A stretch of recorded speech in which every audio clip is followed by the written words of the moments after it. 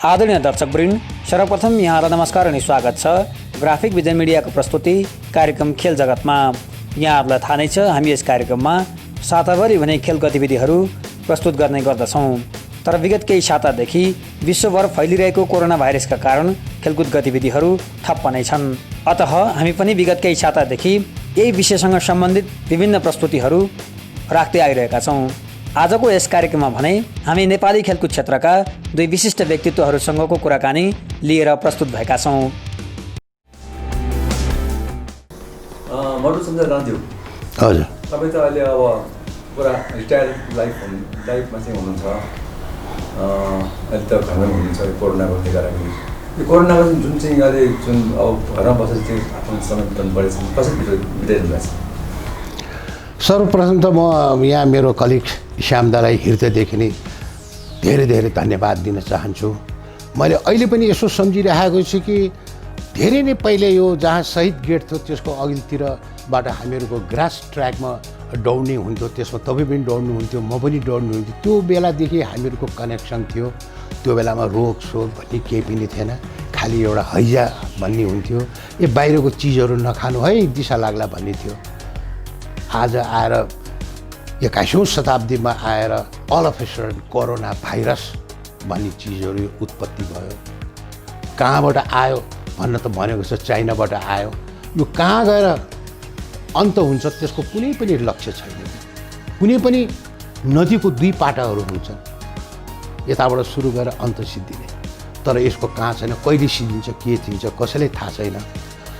यो रोगले र यो भाइरसले गर्दाखेरि सिर्फ खेलाडी मात्र होइन, सम्पूर्ण जगतै, देश नै, व्यापारी, सम्पूर्ण पोलिटिक्स खेलाडीहरू, पोलिटिसियनहरू, धर्मका देवताहरू, गुरुहरू सम्पूर्णलाई टस मस ठेल नसेल गरेर कोरोना भाइरसले ठेल्दै लिएर गएको छ अहिलेकोमा।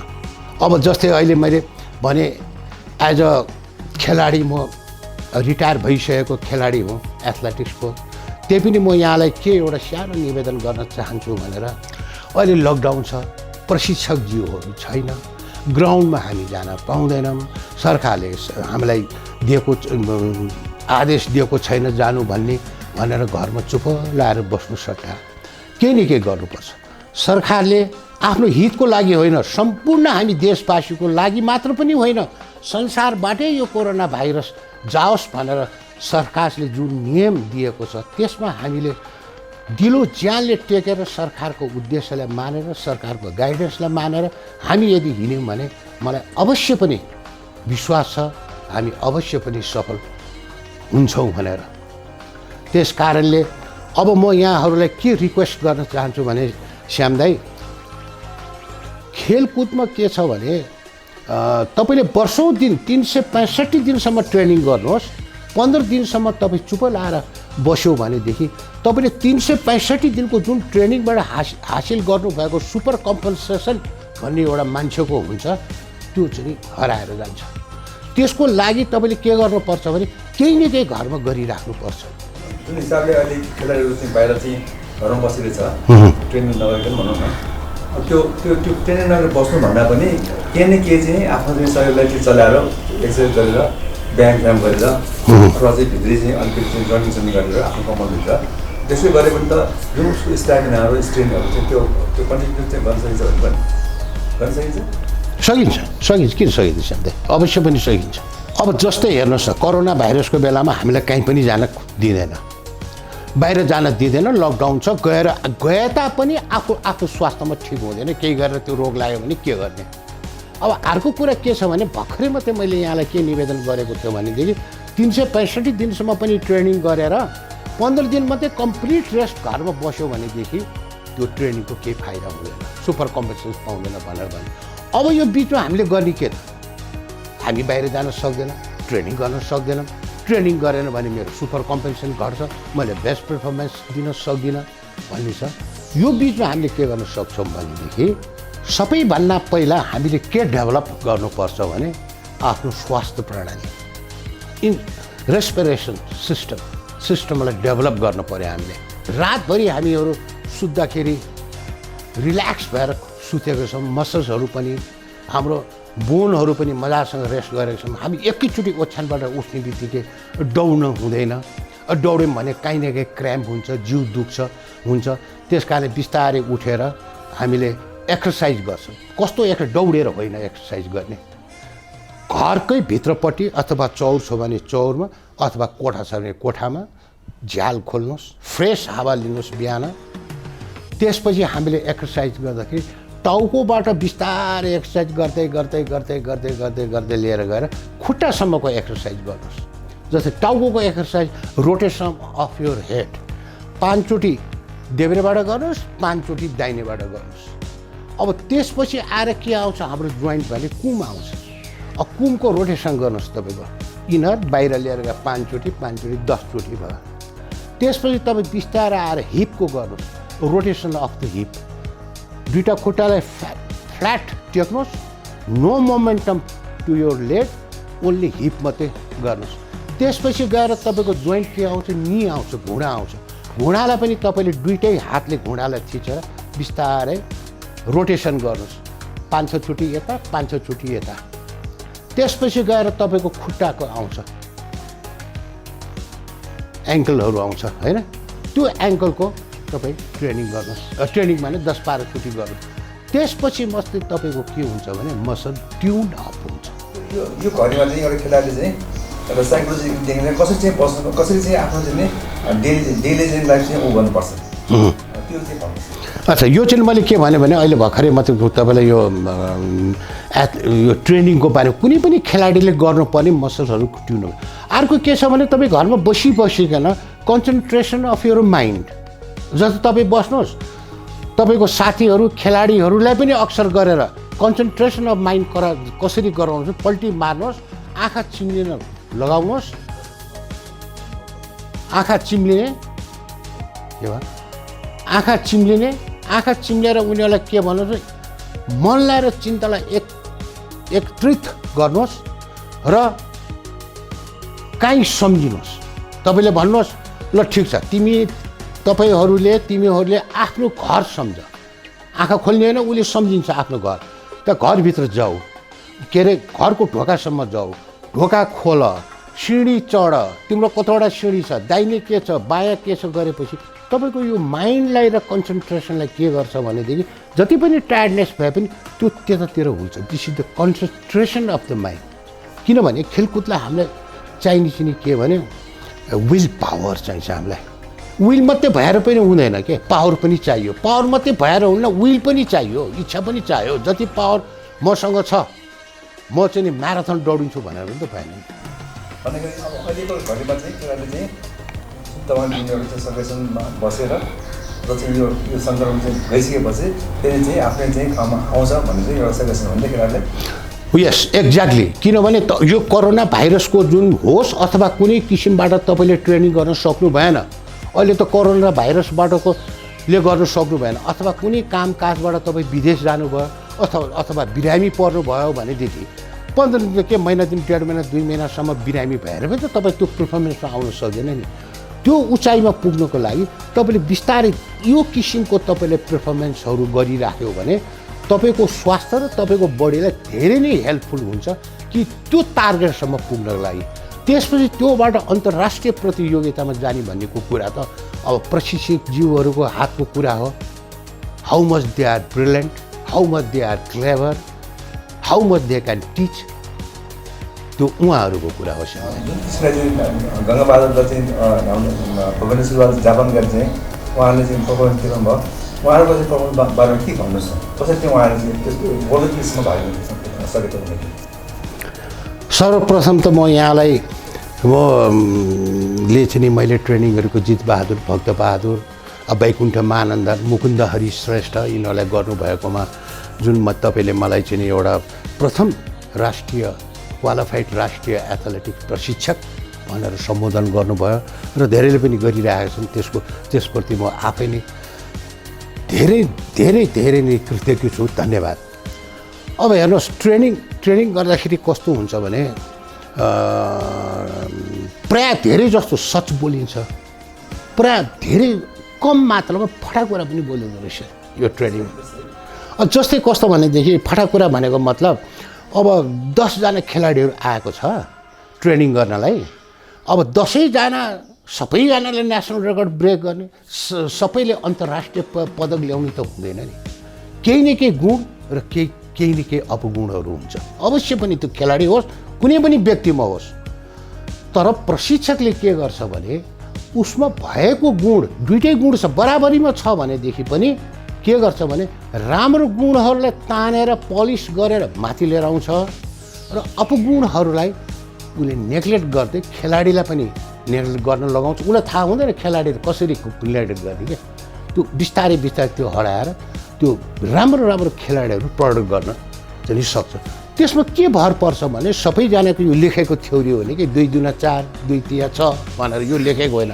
It depends upon the coach how much he is experience.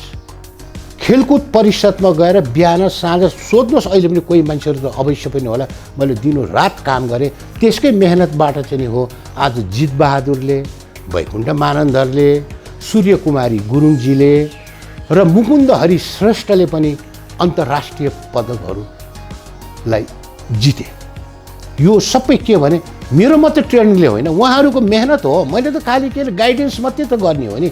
यस्तोमा यस्तो गर्नुहोस्, यो गऱ्यो भने राम्रो हुन्छ, यो गरेन भने राम्रो हुँदैन। पहिला चाहिँ पौडी चाहिँ जितबहादुर भइहाल्यो। जितबहादुर भयो। अनि सेकेन्ड पौडीमा चाहिँ मुकुन्द हरि श्रेष्ठ अन्तर्राष्ट्रिय गोल्ड पायो नि त उसले पनि एकचोटि पायो। ऊ भन्दा पछि जितबहादुर भन्दा पछि त्यसपछि चाहिँ अनि हाम्रो वैकुण्ठले चाहिँ मेडल लिएको हुन्छ। मेडल लिएको त्यसो हो।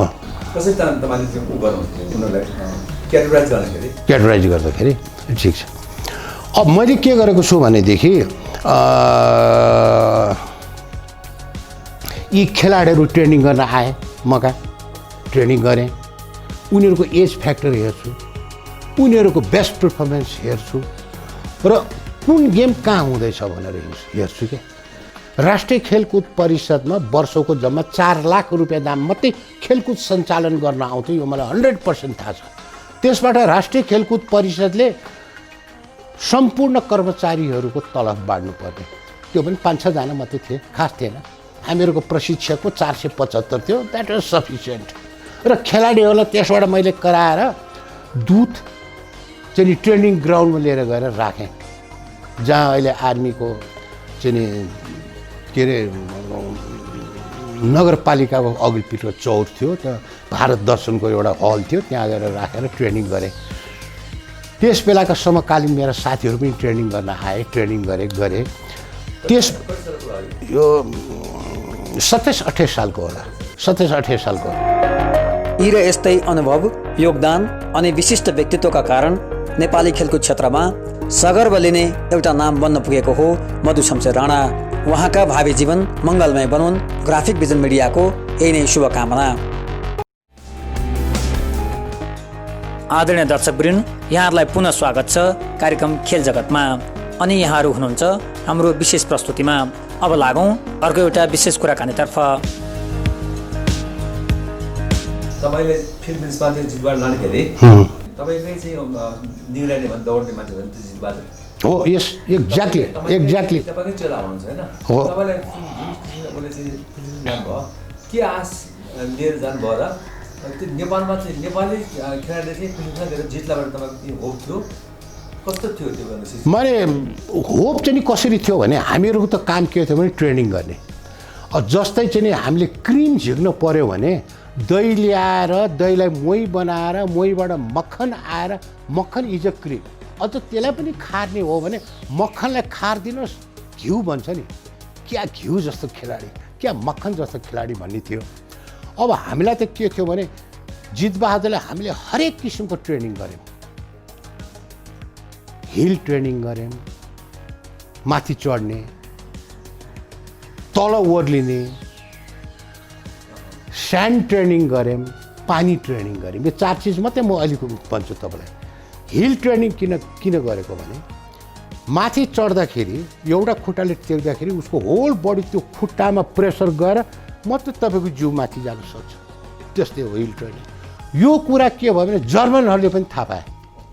जर्मनहरूले थाहा पाएर there is a person in Nepal whose name is Jitbahadur and other people are also, they are training very hard in Nepal and उसको चाहिँ नि टाइमिङ इज दिस मच भनेपछि चाहिँ नि as a friendly help also आयो कोचहरू यहाँ आयो लक्ष्मी शाह पनि थियो म पनि थिएँ mister Rana why you are training him in water ए लक्ष्मी दाई यसले त के भन्छ पानीमा किन ट्रेनिङ गर्यो भन्छ नि भनिदेऊ न हाम्रो मुख्य कुरा चाहिँ के भने वेन दे आर टायर्डनेस भएपछि we wanted to pull their leg out of the water and go for the another plantation अब बालुवामा दौड्दाखेरि के हुन्थ्यो भने जति पनि उनले बल प्रयोग गर्थ्यो फिस बालुवाले रिजल्ट एन्ड फोर्स दिन सक्थेन चिप्लेरै जान्थ्यो क्या त्यो देखेर ट्रेनिङ उसको टाइमिङ पनि राम्रो थियो जितबहादुरको हेर्नुहोस् अब त्यो जितबहादुरलाई मोटिभेट गरेर के एउटा गिलो माटोबाट अब त्यसलाई के बनाउँथ्यो एउटा राम्रो बनाऊ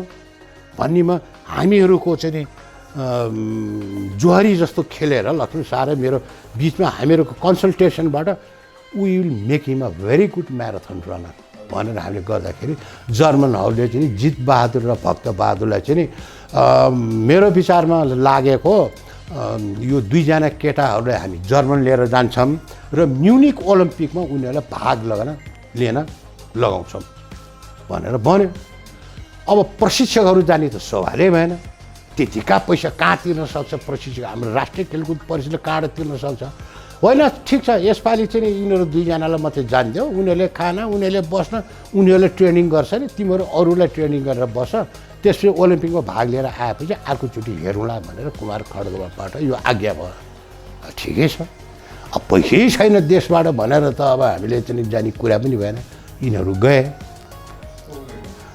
भक्तबहादुर र जितबहादुर गए ट्रेनिङ जर्मन गयो म्युनिक कहाँ ट्रेनिङ गर्यो त्यो बेलामा अहिले जस्तो मोबाइल थिएन भाइबर थिएन केही थिएन कस्तो गर्यो अब तब चाहिँ नि उनीहरूलाई त के गर्दो रहेछ भने पैसा दिँदो रहेछ हप्ताको हप्ता कति मार्क जति दिँदो रहेछ खाओ भन्छ खाएन न्युट्रिसन कति भयो के भयो ट्रेनिङ गर्छ बिस्तारै गरेर मेरो विचारमा के लाग्छ भने जति न्युट्रिसन लिन पर्ने हो जितबहादुर त्यो लिन सकेन खानामा कम गरे यिनीहरूले तब लास्टमा गएर के भयो दौड्दाखेरि भने हुन त त्यो गडबड पनि भयो पोलिटिक्स इजरायलले उसको दुनियाँभर भयो त्यो त भयो तर बहाना थियो त्योबाट म तर्सेँ भनेर भन्ने कुरा त वीर गोर्खालीले कहिले पनि भन्दैन त्यो गोलीको आवाजले पनि कहिले तर्सिन्छ होइन भन्ने कुरा पनि भएन भन्यो उनीहरूले तर त्यसबाट के भयो भने न्युट्रिसन नभएको हुनाले दौड्दा ल्याक्टिक एसिड फर्म भयो उसले त्यो बिचमा कहिले पनि म्याराथनको दौडेको थिएन होला 3-4 महिनासम्म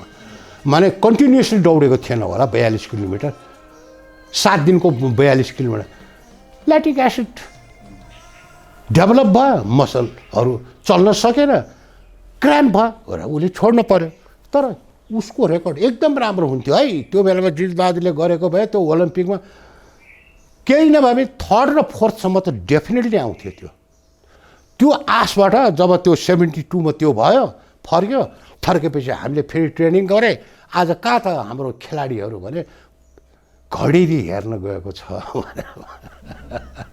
किन जग्गा राम्रै हो खेलाडीले होइन बाहिर चाहिँ अहिले पनि त विदेशमा गएर कैयौँ मान्छेहरूले पैसा कमाएर आएर घडेरी लिन्छन् नि त्यस्तै हो आएर किन्यो अरे तब मैले त्यो पनि देखेँ ट्रेनिङ गरेकोमा फेरि ट्रेनिङ गरेर हामीले फेरि त्यही पर्फर्मेन्समा ल्याइहालेँ जितबहादुरले राम्रो गर्छ यो 73 के अरे उसमा चाहिँ नि first Asian track and field च्याम्पियनसिपमा भनेर हामीले लिएर फिलिपिन्समा लिएर गयौँ अब त्यो खालि एकैचोटि खेलाडीहरूले ठुलो भव्य वा त्यो चाहिँ देखाउनु पनि हुँदैन क्या तिनीहरू ऊ गर्छ डराउँछन् पनि र फ्युचर होप भनेर वैकुण्ठ मानन्दलाई पनि लिएर गए भक्तबहादुर जितबहादुर भक्तबहादुर सेम एउटै गणको फर्स्ट राइफलको खेलाडी होइन Jitbahadur third fourth Baikuntha is 5th तिनैजना मेडल ल्याए जितबहादुरले मात्रै हाम्रो त बेस्ट मेन टार्गेट के थियो भने जितबहादुरमा थियो क्या वैकुण्ठले त खालि यो उसलाई मोरल अप होस् पछि यस्तो हुँदो रहेछ पब्लिक ग्यादरिङ यस्तो हुन्छ बाहिर त के हुन्छ भनेर मात्रै वैकुण्ठलाई त्यो सिकाउनलाई भनेर कुमार खड्कासँग लडिकन लिएर गएको मैले हजुर लिएरै जानुपर्छ हजुर पछि हामीलाई धेरै राम्रो हुन्छ भनेर नभन्दै हेर्नुहोस् त राम्रो भयो नि उसलाई त्यो एक्सपिरियन्स पनि चाहिन्छ क्या त्यो नभइकन हुँदैन अब जस्तै हेर्नुहोस् न अब खै ठिक छ यो कुरा अब जस्तै चाहिँ अब यो भइरहेको छ अब त्यहाँ के पर्यो भने साराले त अब त्यो हाम्रो मात्रै कन्ट्री त होइन नि म्युनिकमा त अरू कन्ट्रीहरू पनि त्यो वरि जितबहादुर त्यो सबैजना त्यो डराइरहेको है खेलाडीहरूमा अब जितबहादुर देहा भर द नेम अब जितबहादुर त्यो भन्ने थाहा थिएन त मैले भने कि ओहो यो त के हुन्छ यो त महाभारतको भन्दा पनि चाहिँ नि यो चाहिँ हुने भयो 42 किलोमिटरमा भनेर मैले जितबहादुर तिमी आजदेखि भक्तबहादुर तिमी जितबहादुर म गएर त्यही भन्छु गएर this is Jit Bahadur this is Bhaktabahadur भनेर ठिक छ भने अरू सबैजना हल्थेर त्यो रिजाल मेमोरियल पार्क थियो त्यहाँबाट सुरु भएको ग्रान्ड होटलबाट गएर चाहिँ नि उसमा चाहिँ नि फिलिपिन्सको रिजाल स्टेडियममा खत्तम हुने थियो क्या त्यहाँ पार्क थियो त्यहाँबाट सुरु हुँदाखेरि जितबहादुर भनेर भन्दाखेरि भक्तबहादुरलाई पठाइदिएँ अनि नम्बर हेर्ने त हो नि त्यसले त्यो अलिकति कोच पनि हुनुपर्छ क्या डडाएर मात्रै हुँदैन खालि के भक्तबहादुर यस हिज जितबहादुर राइट डाउन हिज नम्बर भने उसले 133 कति हो यस हिज प्रेजेन्ट नेपाल प्रेजेन्ट अब उसले भक्तबहादुर जितबहादुरसँग के थियो जोन एब्राहमसँग पो उसले गर्दा खालि चिनो लाउने हो नि नम्बरमा चिनो लायो सबैले भन्थ्यो जितबहादुर यही हो भनेर तब जितबहादुरलाई फलोअप गर्न बस्यो हेर्नुहोस् खेलाडीहरू तर भक्तबहादुरको गुण पनि थियो अब गुण पनि थियो क्या अब गुण कम थियो गुण धेरै थियो त मैले भक्तलाई भने कतिचोटि भने मैले भक्तबहादुर तिमी आफ्नो स्पेसमा दौड मैले दिएको स्पेसबाट दौडेँ क्या छिटो दौडेर मात्रै तिमी जित्दैनौ 42 किलोमिटर दिनु जस्तो मसलबाट दौड्ने हो र तिम्रो मुटुबाट अरे कति भन्यो कति गऱ्यो तर ऊ हस् सर भन्थ्यो अलिकति दौडेपछि फेरि आफ्नो उसै पाराले दौड्ने अब त्यहाँ सबैले जितबहादुर जितबहादुर चेस्ट नम्बर यति भनेर भक्तबहादुरलाई फलोअप गर्न थाल्यो अब भक्ति नै ठहरियो खुटखुट दौड्दै गयो सबैजना फलोअप गर्दै गएर सबैजना गुल्टे अब भक्तबहादुर कसरी अब गोर्खालीको छोरो मार्छ मलाई त यता चिफ साहेबले पनि मार्छ यतातिर हाम्रो सरले पनि गाली गर्छ भनेर त्यो आर्मीको छोरा जुर मुनाउँदै चाहिँ नि नसकी चाहिँ नि आयो जितबहादुर बिस्तारै आफ्नो क्यारेर खुरखुर गयो ब्याड लक सिद्धिनु भन 2-3 किलोमिटर होला उसको जुत्ता च्यातेर यो खुट्टा बुढी उम्लाएर यसबाट रगत आएछ जुत्ता पनि पोल्यो तातो भयो फ्रिक्सन अफ द ग्राउन्ड दौड्दा घ्याट गर्दा तातो भएर उसको रगत आयो रगत आएपछि त्यहाँबाट अब आयो त भाट्लाकै ढल्यो सडकमा छुनु पनि हुँदैन म्याराथनको नियमबाट उठाउनु पनि हुन्न बोक्नु पनि हुँदैन हुन्छ मैले बोकेर हस्पिटल लिएर गए हुन्छ अब के गर्ने मलाई पनि हेर्नुहोस् I am not a very experience coach त होइन नि बाहिर इन्टरनेसनल घुम्दा अब ब्याङ्ककै जाँदाखेरि ओहो स्वर्ग गएको जस्तो लाग्थ्यो कहाँ जान पाउने हो नि गरे त्यहाँबाट जितबहादुर हेर अब जे हुनु भइसक्यो तल बत्ती बलिरहेछ स्टेडियमको लागि 2-3 किलोमिटर बाँकी होला अझै अब 2 किलोमिटर बाँकी होला त्यो त तिमीले घिस्रेर भए पनि जान सक्छौ पहिला त्यो हुनुभन्दा अगाडि फर्स्टमै थियो जितबहादुर माने फर्स्ट सेकेन्ड थर्ड यस्तैमा थियो कोरियनहरू थियो नि फटाहरू दुईजना त फर्स्ट र सेकेन्ड त तिनीहरू ढलेको भए आनन्द आउँथ्यो कम्पिटिसनमा थियो तिनीहरू अगाडि थियो जितबहादुर अनि अलि साँझ पर्न लागिसक्यो घरले किन्छु भनेर चाहिँ म चाहिँ ज्ञान फकाएर म चाहिँ दौडेको तर यहाँ आएपछि त मैले चाहिँ के घरे पनि किन्दैन पुरस्कार दिन्छ त्यो पनि दिएन भनेर कम्प्लेन गरेँ त्यसमा के छ भने खेलकुदमा राजनीति घुसाउन हुँदैन होइन त राजनीतिमा चाहिँ नि खेलकुद दौडधुप गरे पनि हुन्छ भन्ने जस्तो कुरा हो त्यो मैले भनेको हो तर म जितबहादुर के भन्छु भने तिमीलाई आश दिए भरोसा दिएँ सबै दिएँ त्यो कसको लागि दिए त आफ्नो देश राष्ट्रको लागि दिए नि जति तिमी अहिले जितबहादुर फर्स्ट मेडल होल्डर भनेर भनेको छ जितबहादुरलाई सिकाउने फलानु प्रशिक्षक त्यसलाई यति पाउँछ भने त भनेकै छैन अहिलेसम्म पनि बल्ल अस्ति भर्खर चाहिँ नि 13औं साफ्ट गेममा जित्ने खेलाडीका प्रशिक्षकहरूले पनि 5 लाख रुपियाँ दाम पाउने भने ए बाबा त्यो त मैले आज भनेर 1973 मा मेडल ल्याउने बेलामा मैले के पाएँ त्यो त खालि एक ग्रेड पाइ कुमार खड्गबाट तिमीले राम्रो काम गरे बापत राष्ट्रिय खेलकुद परिषदबाट तिमीलाई एक ग्रेड भयो भने 25 रुपियाँ दाम पाएँ। अब बाटो त लाग्यो, अहिले त मलाई दिएको छ बाटो होइन। हाम्रो राष्ट्रपतिज्यूलाई कोटी कोटी नमस्कार गरेर भन्न चाहन्छु। अब प्रशिक्षक पाए, तर यो प्रशिक्षक अहिले जुन पाउने प्रशिक्षकहरूलाई कङ्ग्रेचुलेसन, धेरै धेरै धन्यवाद। त्यसलाई त्यही स्थगित गरेर सुरुवातबाट आउने हो कि त्यो गऱ्यो भने त झन् राम्रो हुन्छ। तर विश्वभर फैलिएको कोरोना भाइरसका कारण खेल गतिविधिहरू ठप्प भएकाले हामी यस कार्यक्रममा विविध विषयवस्तुहरू प्रस्तुत गर्दै आइरहेका छौँ। यसै क्रममा हामी विगत केही सातादेखि एथलेटिक्सका पूर्व राष्ट्रिय प्रशिक्षक मधु शमशेर राणासँग कुराकानी गर्दै आइरहेका छौँ। त प्रस्तुत छ उहाँसँग गरिएको विशेष कुराकानीका बाँकी अंशहरू अबको बसाइमा। राष्ट्रिय खेलकुद परिषदमा वर्षको जम्मा 4 लाख रुपियाँ दाम मात्रै खेलकुद सञ्चालन गर्न आउँथ्यो, यो मलाई 100% थाहा छ। त्यसबाट राष्ट्रिय खेलकुद परिषदले सम्पूर्ण कर्मचारीहरूको तलब बाँड्नुपर्ने, त्यो पनि 5-6 जना मात्रै थिए, खास थिएन। हामीहरूको प्रशिक्षकको 475 थियो, द्याट वाज सफिसियन्ट। र खेलाडीहरूलाई त्यसबाट मैले कराएर दुध चाहिँ ट्रेनिङ ग्राउन्डमा लिएर गएर राखेँ, जहाँ अहिले आर्मीको चाहिँ के अरे नगरपालिकाको अघिल्तिर चौर थियो, त्यहाँ भारत दर्शनको एउटा हल थियो, त्यहाँ गएर राखेर ट्रेनिङ गरेँ। त्यस बेलाका समकालीन मेरा साथीहरू पनि ट्रेनिङ गर्न आए, ट्रेनिङ गरे। त्यस यो 27-28 सालको होला, 27-28 सालको।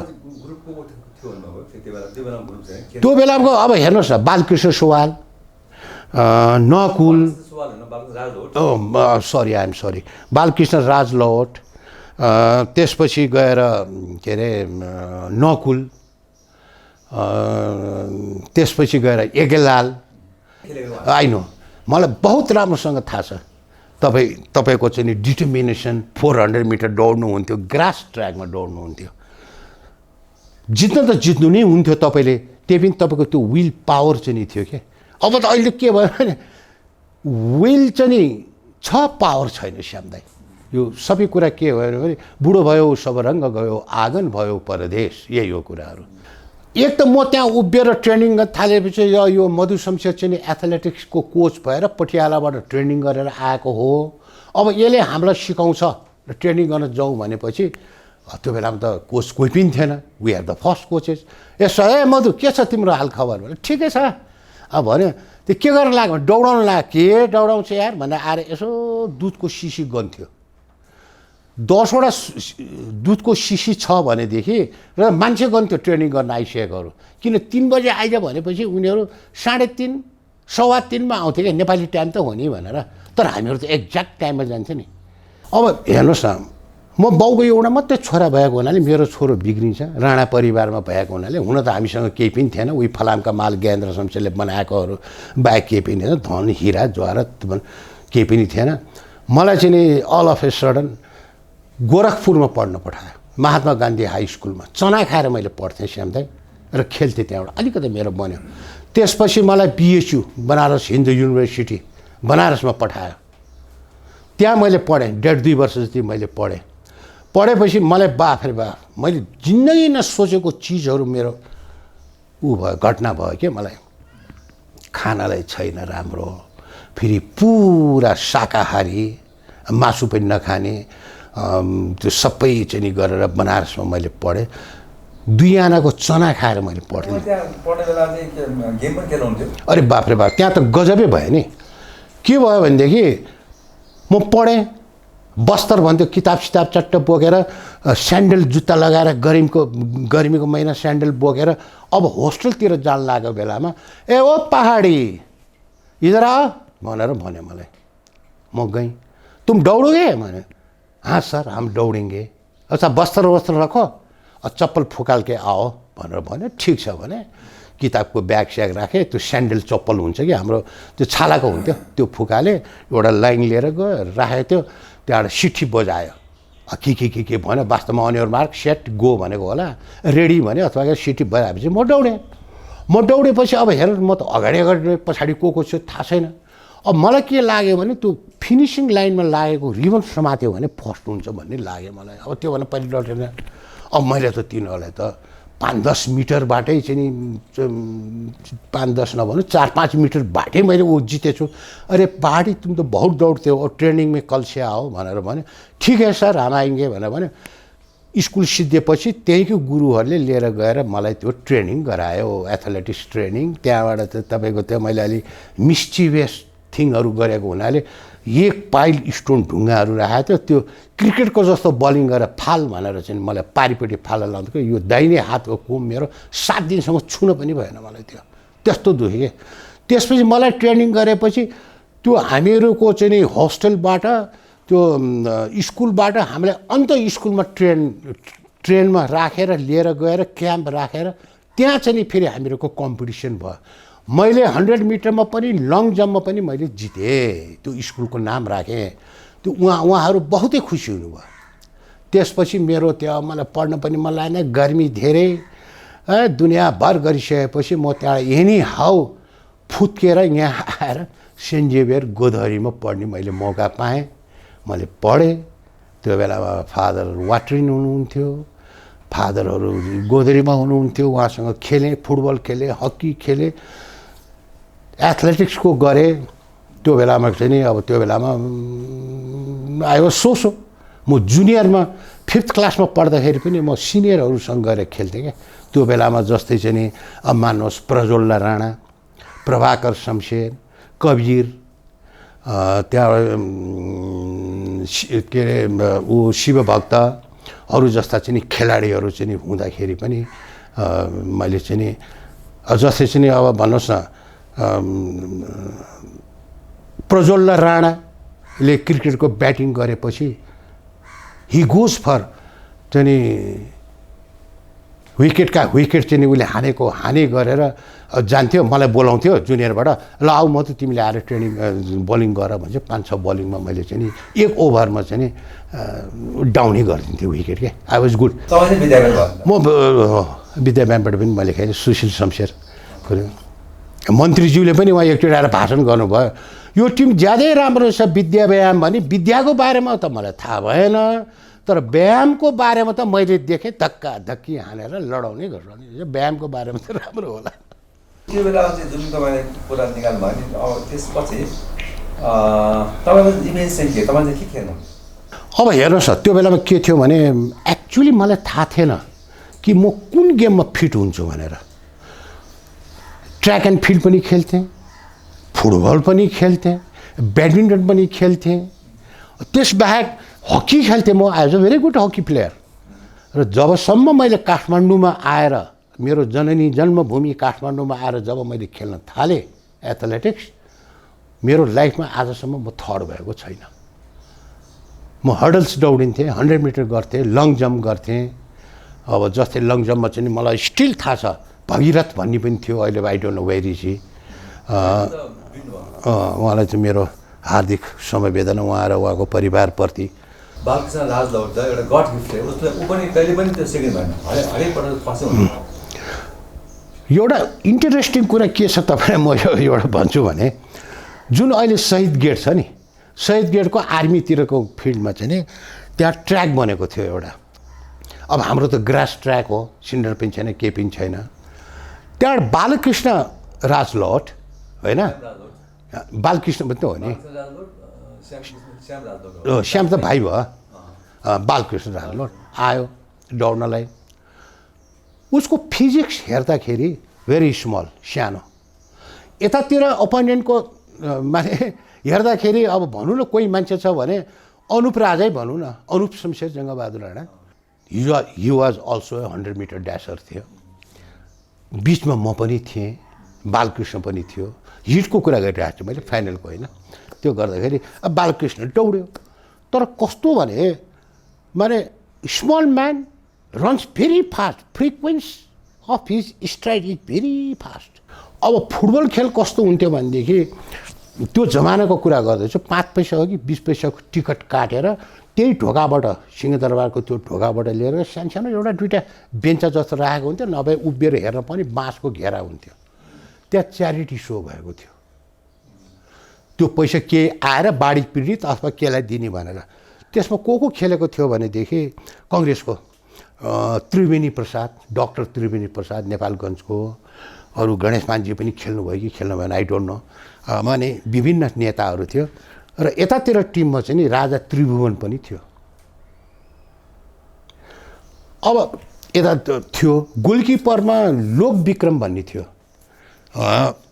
लोकविक्रम जुन चाहिँ नि अहिले सिजेरिन शाहको नाम त तपाईँले सुन्नुभएको छ, सिजेरिन शाहको बुवा हो लोकविक्रम, उहाँ गोलकिपर खेल्नुहुन्थ्यो क्या। खेलेपछि त्रिभुवन सरकारका चाहिँ नि डाक्टर त्रिवेणी प्रसाद, विश्वेश्वर प्रसाद कोइराला अरू धेरै थियो मन्त्रीहरू गएर सरकार एउटा कुरा सरकारको पाउमा म जाहेर गर्न चाहन्छु। के भन न भन के सरकार त्यो भगुण्डो छ नि भगुण्डो, त्यो भगुण्डो चाहिँ नि के को छालाको बनेको हो सरकार हामीलाई त थाहा छैन।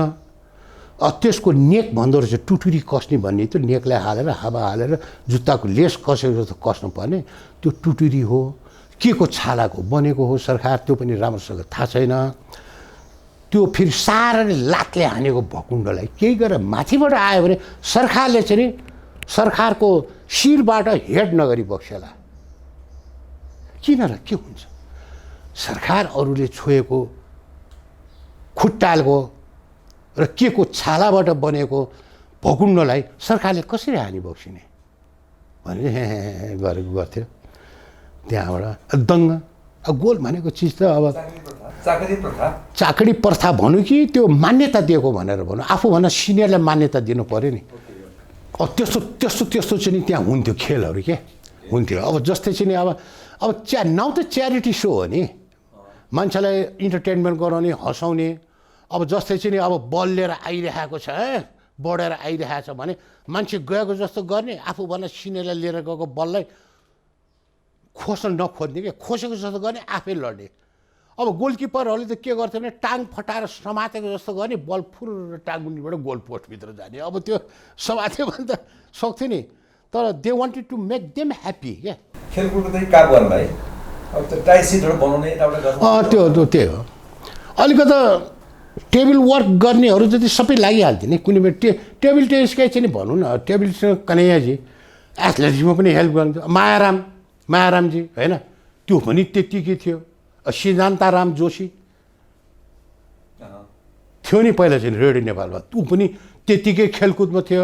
खेलकुदमा त्यो भर्खर तपाईँको कमेन्ट्री हुँदाखेरि हामीहरू सब प्यारापेटमा बसेको थियौँ। कुमार खड्ग यिनीहरू सबजना, काहीँजीले काहीँ भन्थ्यौँ हामी सिद्धान्तराम जोशीलाई, काहीँले हातमा माइक लिएर एकै ठाउँबाट बोले हुन्थ्यो नि।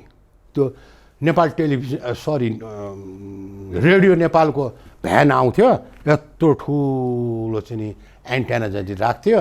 त्यहाँबाट सिद्धान्तराम जोशीले सेन्टरमा बसेर कहिले बल राइट उता पोस्टमा लिएर पूर्वतिरको उत्तरतिरको पोस्टमा लिएर गयो भने उत्तरतिर दौड्ने, दक्षिणतिरको पोस्टतिर लिएर गयो भने त्यो लिएर गयो ल ऊ त्यसको हातमा छ, ल फलानुको हातमा छ भनेपछि मलाई अरूले सिकाएर सायद कुमार खड्गैले सिकाएर हातमा भन हातमा लियो भने त ह्यान्डबल भइहाल्छ नि भनेपछि काहीँजी तपाईँले के सिद्धान्तराम जोशीजी तपाईँले के भन्नुभएको, हातमा नभन्नुहोस् न यो त ह्यान्डबल भइहाल्छ नि। नरेश अधिकारी हिजो नरेश अधिकारीजीको त अब कुरै भएन। He's a very spokesman, mic voice, he could have write mini articles लेख्न सक्थ्यो। तर ऊ के थियो भने नमकको सिधा गर्ने मान्छे थियो, जसको काम गरेको थियो उसले खान्थ्यो। मैले थाहा पाएसम्म ड्युरिङ दि अफिस आवर उसले ड्रिङ्क गरेर कहिल्यै आएन। अब उसको त्यो अफिस आवर पछि उसको आफ्नो लाइफ हो नि, लाइफमा के गरेँ कसो गरेँ अब त्यो त्यतातिर नजाउँ। अब ज्यादै दुःखको कुरा चाहिँ नि उहाँ जापानमा जाँदाखेरि उहाँको चाहिँ नि ऊ भयो, डेथ पनि भयो। फेरि अब नरेशजीको चाहिँ नि अब किनभने I respect him, I love हिम। फेरि नरेश के अरे नरेश अधिकारीको त त्यो त आई नो हिज फादर कि ग्रान्ड फादर पनि हो, चन्द्रबहादुर भन्ने हो नि। ठ्याक्कै त्यो अमेरिकन लाइब्रेरी न्यु रोडको एउटा कौशीको घर जस्तो थियो, प्रहरीको हो क्या अरे होइन, navy or something like that. Very ब्रोडफुल म्यान थियो। मेरो बुवासँग कुरा गर्थ्यो, ए बाउ साहब के छ तपाईँको हाल खबर, हजुर भन्ने थिएन। यस्तो त थियो श्याम दाई। त्यसै गरी मोहन जोशी पनि त निकै लागेको थियो Mohanraj Joshi he is another gentleman, perfect gentleman हो मान्छे। त्यो राष्ट्रिय खेलकुद परिषदको सुरुवात बागदरबारबाट भएको, सुन्धाराको बागदरबार रातो बङ्गलाबाट भएको। एउटा सानो टेबल थियो, अफिसको एउटा टेबल थियो, एउटा मेज थियो, यतातिर 3टा काठको मेज थियो र अगाडिपट्टि चाहिँ नि एउटा टाइप गर्ने टाइपराइटर थियो र टाइपिस्ट पनि थियो। त्यहाँबाट सुरु भएको। त्यहाँबाट त्यो चट्ट गएर त्यहाँ पछि 26 सालमा गएर त्यो मेजमा गएर बस्थ्यो। भेटरन्सबाट मास्टरमा गयो, मास्टरबाट प्रोफेसरमा जाला, प्रोफेसर डक्टरमा जाला, पिएचडी या खेलकुद जे होस्, खेलकुदले चाहिँ कहिले पनि मान्छेलाई यङै राख्छ, बुढो हुन दिन्न भनिन्छ। यसरी आफ्नो कालखण्डमा नेपाली खेल क्षेत्रलाई अत्यन्त माया, स्नेह अनि ठुलो योगदान पुर्याउनु भएकोमा साधुवाद छ पूर्व राष्ट्रिय प्रशिक्षक मधु शमशेर राणालाई। उहाँको भावी जीवन मङ्गलमय बितोस्, खेल जगतको यही नै शुभकामना।